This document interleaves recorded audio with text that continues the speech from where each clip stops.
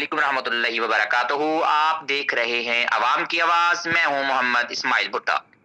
खबर शामिल करते हैं बहावलपुर से। बहावलपुर विक्टोरिया अस्पताल की deputy chief nursing superintendent Suita Yousuf के खिलाफ एहतजाज। बहावलपुर विक्टोरिया अस्पताल की नर्सेज ने एहतजाज करते हुए बताया कि डिप्टी चीफ नर्सिंग सुपरिटेंडेंट ने मॉर्निंग वाले चंद मनपसंद लोगों को ऑफिस दिया हुआ है।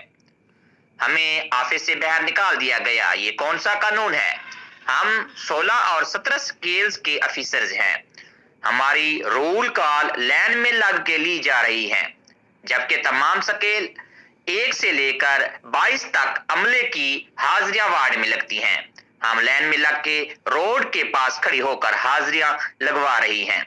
ये कौन सा कानून है? उनका मजीद कहना था कि हम एमएस प्रिंसिपल क्यूएमसी और सीएम पंजाब से मुतालबा करते हैं कि हमें इंसाफ दिया जाए।